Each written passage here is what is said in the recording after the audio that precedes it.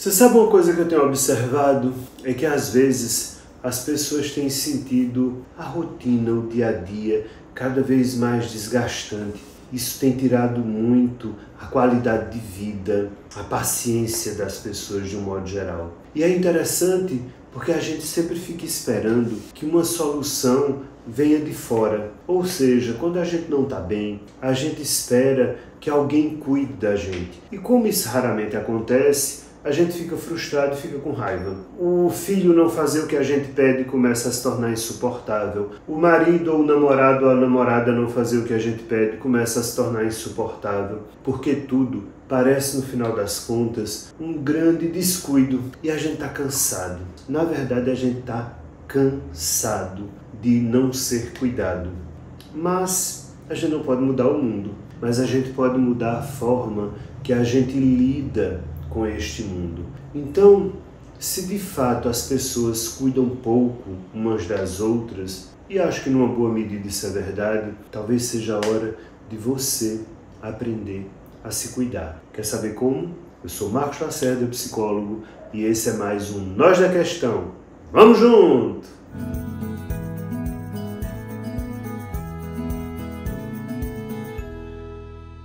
Olha, a expectativa de que alguém cuide de mim é uma coisa muito natural. A gente sente isso porque no início da vida a gente foi cuidado. De fato, durante muito tempo a gente precisou ser cuidado. E no fim da vida a gente também vai precisar e com sorte espero que a gente tenha quem cuide. Agora, tem algo mais que faz essa necessidade acontecer. Sabe o que é?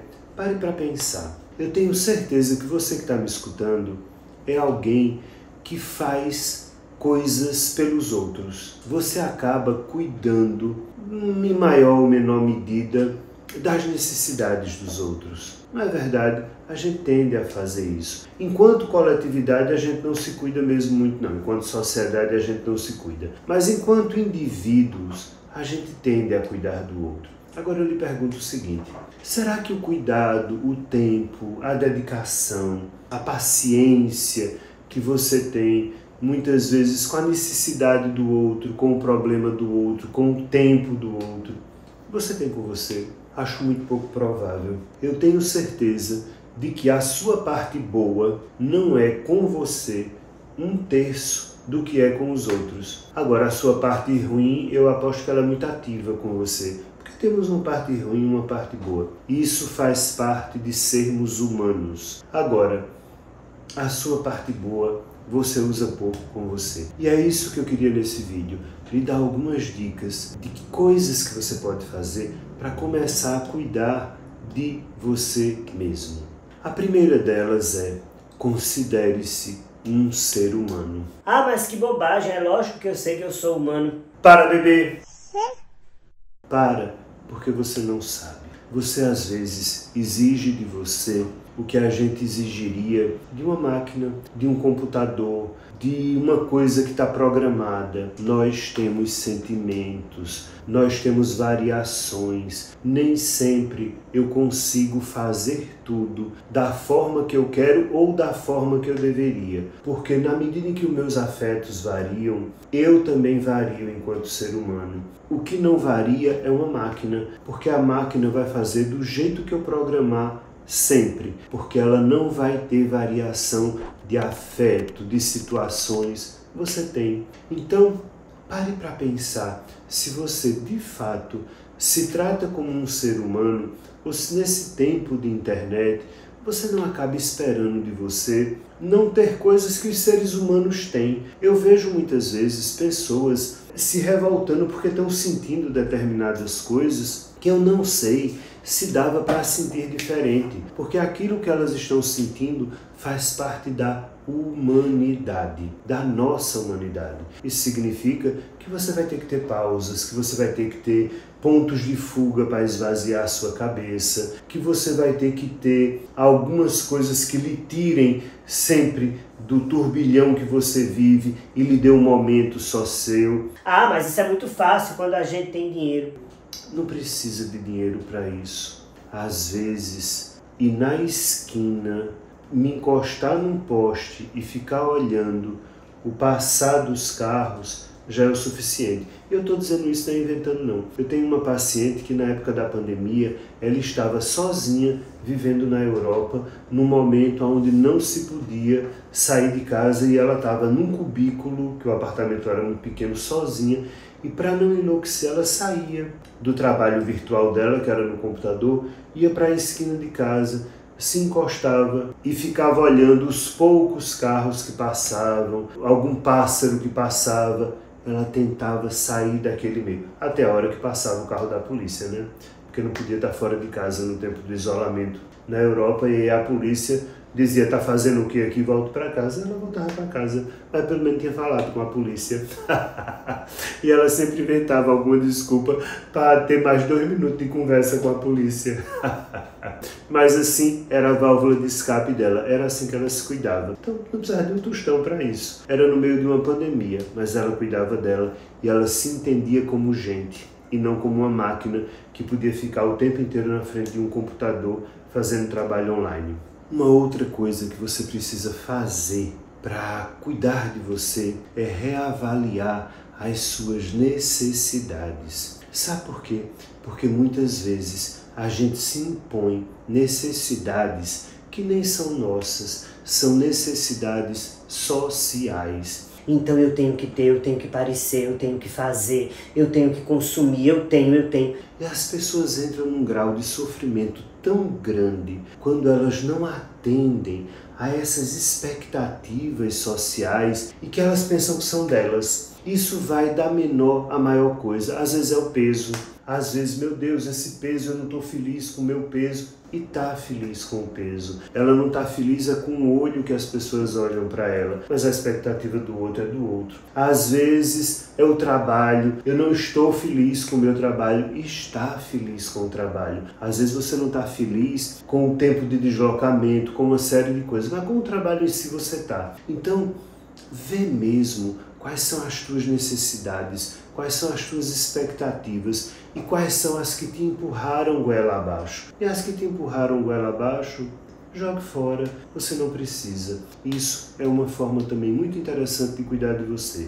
Uma outra forma de cuidar de você é deixar que caia a máscara da bondade. A gente tem essa máscara, porque a gente acha que quem é bom é só bom, quem é ruim é só ruim. Isso está muito longe de ser a verdade. Nós somos ao mesmo tempo anjos e demônios. Existem anjos que moram em mim, existem demônios que me habitam. E é preciso que eu entenda que eu sou uma pessoa capaz de ter sentimentos horrorosos. E na hora que eu compreendo isso, eu me dou espaço para senti-los sem precisar vivê-los. Isso é uma forma de se cuidar, porque muitas pessoas, ao imaginarem que estão sentindo ou pensando determinadas coisas, elas se castigam. E isso faz com que a vida seja ainda mais desgastante. E isso não é nada de cuidar de você. Cuidar de você é dizer, tá, eu acolho a bondade que há em mim, mas eu acolho também toda essa perversidade, essa ruindade, esse desejo de fazer coisas horrorosas com algumas pessoas, eu acolho. Agora, eu não preciso fazer, mas eu preciso saber que sinto, porque na hora que eu sei que sinto, eu posso elaborar dentro de mim. Não se critique por perceber em você coisas que são ruins. Nós temos, eu tenho, você tem, todos temos. Somos, numa boa medida, verdadeiros demônios. Em outra medida, somos muito bondosos e caridosos. Não precisamos nos castigar por isso. E por fim, para que você aprenda definitivamente a cuidar de você ou a cuidar de uma forma diferente, lembre-se do seguinte: você não nasceu adulto, você nasceu criança. E esta criança também deve ter passado por coisas muito ruins. Passou por coisas boas, certamente, senão você não estaria aqui agora, mas passou por coisas ruins. E essas pessoas que cuidaram da gente também são falhas. Como eu acabei de dizer anteriormente, assim como nós, quem nos cuidou enquanto criança tinha um lado demônio e tinha um lado anjo. E nesses dois lados, a gente acabou sofrendo injustiça, sofrendo um monte de coisas que a gente não deveria, enquanto criança, ter sofrido. Mas por que eu estou dizendo isso? Porque a criança que você foi continua, numa boa medida, viva dentro de você. E sabe quando a gente encontra essa criança em momentos que a gente está muito sofrido? A gente sempre se encontra com essa criança, com o desamparo dessa criança. Então, uma dica para você cuidar de você é a seguinte: pense sempre em você como uma criança. Como você cuidaria de você, criança? O que você faria para proteger você, criança? E tem muitas coisas que a gente não se dá conta que a gente está fazendo com a gente como se fôssemos crianças. Por exemplo, você se dá banho, você se dá comida, você se leva para passear, você se veste, você se compra roupas, você procura diversões para você. Isso tudo são movimentos do adulto, sim, do adulto, mas que numa boa medida, se você se imaginar enquanto criança, você fará essas coisas com muito mais atenção. Você não vai comer de qualquer jeito, porque você não vai dar comida a uma criança de qualquer jeito, senão a criança se engasga, não é verdade? Você não vai deixar de ter tempo para levar a criança na pracinha para interagir com os amiguinhos, porque se você fizer isso, a criança vai adoecer se ela não brincar com os amiguinhos. Pois bem, na hora que você se imaginar enquanto criança e perceber que ainda existe uma criança dentro de você, você vai se cuidar muito melhor. Não importa o quanto você pareça sólido ou sólida para o mundo aqui fora. Aqui dentro somos todos profundamente desamparados. Então, ampare-se como você ampararia uma criança que estivesse sob sua guarda. Pense nisso. Tchau, até a próxima!